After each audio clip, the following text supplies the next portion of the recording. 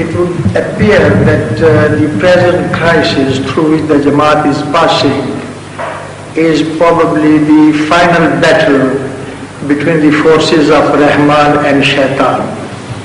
After that, we hope, inshallah, there will be a state of Yadkhuluna fi dinillahi afwaja.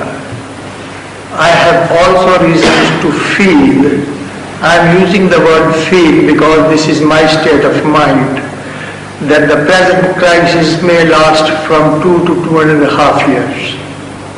Is there anything in the Holy Quran or Ahadith or the prophecies of Al-Masih Maud alayhi salatu wasalam about your present historical safari outside our headquarters?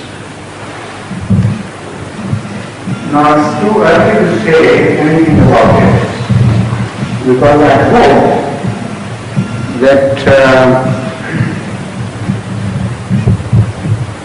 the fear you're entertaining will not be real fears. That is what I hope. Yet I agree with you that the great victories which you hope would follow, that they would follow anyway. Because we can see already the signs of big change in Pakistan. There are two extremes developing. A polarization is setting, is in the process of setting. It has happened for the first time in the history of Pakistan, that the government was favoring Mullah and the masses were favoring Ahmadiyyat. It is a completely new historical phenomenon, a revolutionary phenomenon, which could never be conceived by the acutest pundit of political or religious sphere. Nobody could prophesy that such a thing could happen. What happened was, previously, that there were mullahs riding the fury and storm of the masses and also leading them and egging them on, as against the government, which had a sense of justice and fair play. Even when they succumbed, they had that sense of justice and fair play and did not commit themselves to the wrongdoers, with the side of the wrongdoers.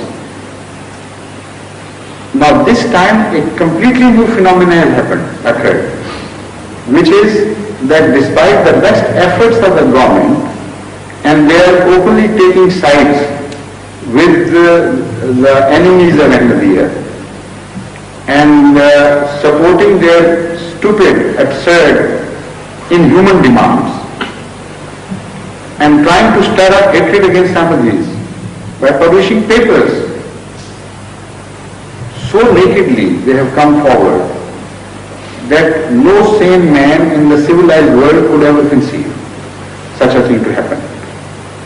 Only recently, Imam Ahmadi in Canada wrote a letter in the press denying everything that was happening. So one of the scholars from a university rebutted him. He is not an Ahmadi. He is a professor of something, and he rebutted him in a beautiful manner. He said, look here, you are denying the facts, yet your language tells me that you are a liar and not the Ahmadi. First of all, they talk of you with decency and with in normal language, and you are referring to them as if you are inside, you are burning in hell and agony. So that agony which you are nourishing within you, that tells me that if in outside free world you are behaving like this, how would you be behaving in Pakistan, where you have all the power to do whatever you please? And secondly, this question which you raised when I was discussing has been mentioned by him. He said, look here, you say no persecution in Pakistan? He said, no civilized man could ever conceive of a government taking sides in a religious issue and publishing papers against a sect, a citizen, a free citizen of that very country. Said this phenomena is inconceivable. Nobody can understand this to happen unless someone has lost total contact with common sense and justice. So, on one hand we observe this, which was never witnessed before. On the other polarization is becoming stronger and more evident, that the masses are turning to the sides of Ahmadiyyat. They are openly protecting them. They refuse to be excited when they hear the mullahs speak violently against Ahmadiyyat and preach murder and mass kill, arson and these things. They go to the Ahmadiyyat houses and say, look here, we are going to protect you. If anything happens, we will be the first, and don't bother. We don't care for the mullah. So much so that somebody wrote to me from Chinnor that I am surprised what will happen to this world now. The very people who burnt our house in 74 are coming to us and telling us that we extend our protection to you. Nobody can look to you with evil eyes. And we will be your protector and your friends. And the same letter was received by me a few days ago from Faisalabad, the same subject. A girl had written that our house was burned by some neighbors and we rebuilt it afterwards. And the same neighbors are now the staunchest supporters of Ahmadiyya. And we can't tell bad names call bad names to our enemies, but they are free to do that. So they are doing it for our sake. So that sort of thing could never be conceived. Even 2 years, even 1 year before. So that is the preparation for a big change. And the roots of this phenomena are in a revelation of Muslim, which we find immediately after the revelation which pertained to the time of Bhutto and what happened afterwards. Immediately after, there is an Arabic revelation, يَوْمَ تُبَدَّلُ السَّمَاوَاتُ وَالْأَرْضُ غَيْرَ يوم تبدل السماوات والارض غیر الارض. غیر الارض سے پہلے غیر السماوات تو نہیں ہے نا. یوم تبدل السماوات والارض غیر الارض. A time would come, but now I translate it in the words of Hazrat Masih Maud alayhi salatu wasalam. This revelation speaks of a new heaven and a new earth. But the translation is also a sort of revelation in itself, because it has no direct bearing with the words of the revelation. What Masih Maud alayhi salatu wasalam understood, and that was what was meant, of course, by this revelation, was this, in his own words, ख्यालात और रायें तब्दील किए जाएंगे. And if previously people will think so badly of us, then Allah would see to it that people's views and their attitudes regarding Ahmadis will be changed from above, not automatically. Tabdeel kiye jayenge, tubaddalo. And from earth and samawat, he interpreted that in every direction the change will be witnessed. So that is exactly what is happening in Pakistan. So whether the things worsen still or begin to beat retreat, I don't know as yet. As far as the intentions are concerned, they are very evil. They are finding themselves in a helpless position. They are in fact making repeated appeals to the masses to cooperate with the government to destroy Ahmadiyya. And the masses are not responding. So the Zafrok had to issue an appeal, public appeal, that what has come of you? What has happened to you? We ready to destroy and you are not cooperating. Come forward with your support and see what happens. And you don't know what event has taken place, what historic event has taken place. They didn't know, nor did he, because what historic event had taken place in the heavens. And the time had come when Muslim's revelation about a change in the attitude and views of the people was to be effected by Allah. And this is the time. So how long this phenomena is going to take and whether we should suffer much greater and more heinous persecution at the hands of the government of Pakistan, we don't know as yet. If permitted, they will do it. They will not spare. If permitted, I mean if permitted by Allah. So that is something which neither you can know nor I can know unless Allah tells us. But Ahmadis are ready for every sacrifice. With smiling faces, they are not afraid. And this is a third difference which is observed from the past anti-Ahmadi agitations. A very distinctive feature to be observed in fact. Previously, whenever the mullah went,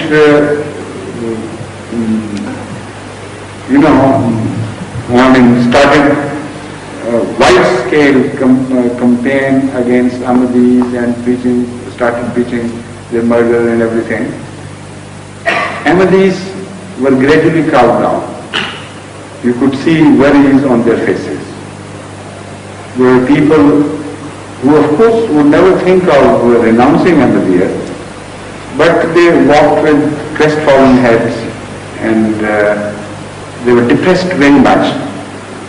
And many were afraid and they would send people to Rabwa asking for permission to move from that particular place. There was danger and this and that. And sometimes hundreds of Ahmadi houses would request for permission to abandon that place of extreme danger. Now this time not a single request has been made. Even those Ahmadis who were completely alone, surrounded entirely by the non-Ahmadis. If you read their letters, you will be surprised what a big change has happened. They say that we are here and we are very happy. We are in complete peace and we love these days. Such a days, such spiritual heights which we have gained could never be dreamt by us before earlier. Even the youngest children are enjoying this. And we are ready for offering anything. Let the enemy come and we are not going to be covered. This is the spirit of the Ahmadis living in the length and breadth of Pakistan. Everywhere, every province. And it's so surprising. It is for you to go and observe the phenomena to believe how it is taking place and how immensely and deeply it has transformed the lives of Ahmadis. So this is the third phenomena which is different from the past behavior. So very big things are going to happen, I tell you. It is writ large on the horizon. Nobody can change this. Yet, I cannot positively claim when the final victory would come, when I shall be able to return, or whether we shall be murdered in large scale, or deprived our properties, or declared to be banned, or whatever they want to do with us. Anything can happen, if Allah permits them. Because as far as their intentions are concerned, that they are certain. But also one thing is certain, and it is written in the Holy Quran, that if they move forward another few steps, they will be so terribly punished by Allah that lessons will be drawn from them by the outside world. And Allah will repeat it. And I am referring to a surah of the Holy Quran, which is Surah Buruj, and at least once a week I recite it in the morning. In in Surah Buruj, Allah Ta'ala tells us of a time, an age of the Ma'ud, the promised one, when things are going to happen. Now it's a long story. To cut it short, I refer you to the study of commentary on this surah by Hazrat Muslim Ma'ud, which he made in 1945 and which was later on published, before partition of course, and it has been now published as Tafsir-e-Kabir in Surah Buruj. Whatever began to happen in 1974 has been related as if he is watching all these things to happen by the Muslim, drawing his influence from this surah. He tells us that this surah is applicable to Ahmadiyyat, and it tells us of some future events. This and this is going to happen to Ahmadis, and this time the trial would come to sit. And it will not be a transient trial like the 34-hour movement and this and that. And it will be a long trial spread over years. Then, if the enemies repeat what they had done earlier, then Allah will begin to punish them.